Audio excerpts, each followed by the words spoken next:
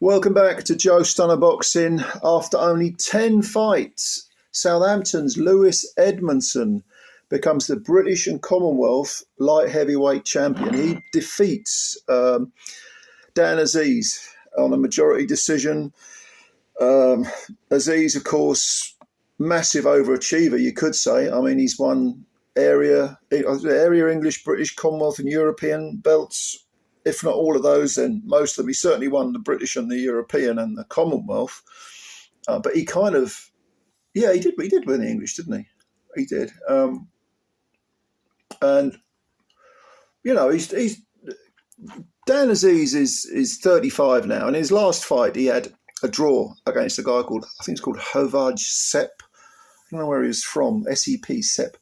But the guy came in, and I thought he beat AZEEZ, but AZEEZ escaped with a draw. Prior to that, this is all in 2024, he fought Joshua Buatsi, and he lost a unanimous 12-round decision. He was on the floor twice in the 11th.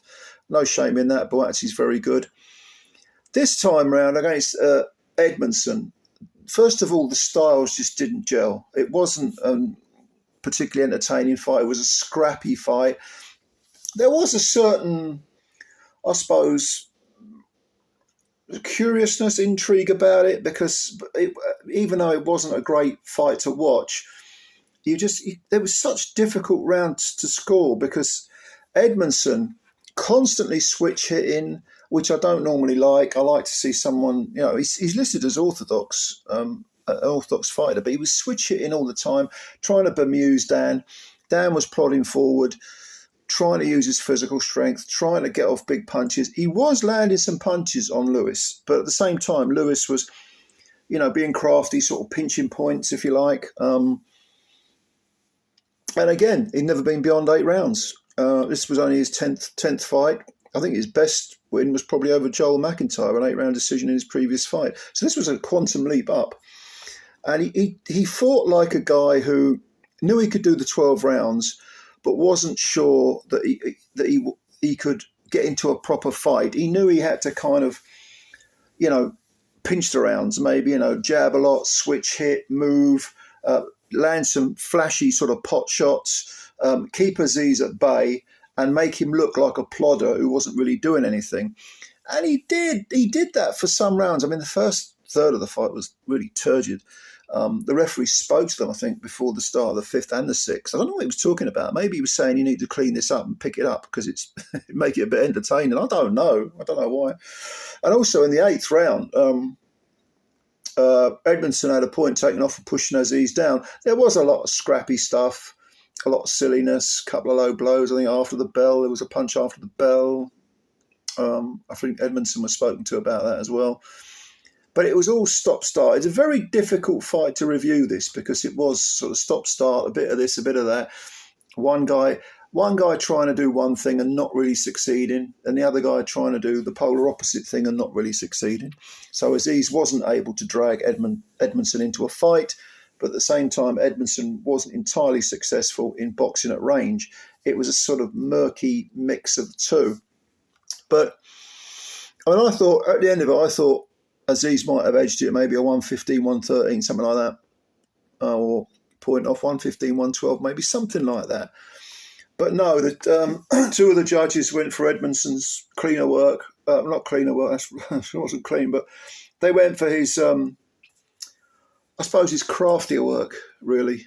And he got the decision. And to be honest with you, I don't begrudge him that. He's 28 now, so he almost walked away from the sport. I think that's what he said in his post-fight interview. He'd had enough.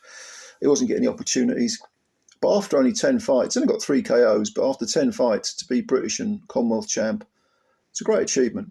It really is. And you spare a thought for Dan AZEEZ, because had he won tonight, he would have kept the Lonsdale belt outright because he'd been British champ before. He's had a terrific career, Dan AZEEZ. I mean, like I say, Southern area, I think it was, English, British, Commonwealth, European, 5 belts, for a guy who started on the small hall circuit, going all the way up to EBU level. Tremendous achievement. And, he's not the most naturally gifted of fighters, Dan AZEEZ, but he always comes across as being a lovely fella outside the ring. And he maximised his talent with hard work, tough hard work. He falls to 20 wins, two defeats and 1 draw. But the 2 defeats and the draw have been in his last 3 fights. So I don't know what he wants to do at 35. Maybe if he gets an opportunity, he'll go again. But I don't think he wants to drop down too many levels, does he? For Edmondson, what's next for him? Shot of the EBU, maybe? You know, he's in the mix, certainly domestically. He's got that British title. But it'll be interesting to see who they match him with. What about maybe a Willie Hutchinson? I don't know. Dare I say it, Ben Whittaker? Or, you know, Liam Cameron. How about Liam Cameron? I don't know. But he's in the mix, and let's hope he gets a few paydays. So well done to Lewis Edmondson. Anyway, did you like the fight? What did you think of it? It wasn't the most entertaining, but tell me what you think. Comments below. Please, if you're new to the channel, you can subscribe. That would be a big help. You're helping us out by subscribing, and also if you hit the like button, that'd be a big, big help too. Thank you very much. We've had a lot of boxing this weekend, some good stuff, and I'll catch you later. Bye for now.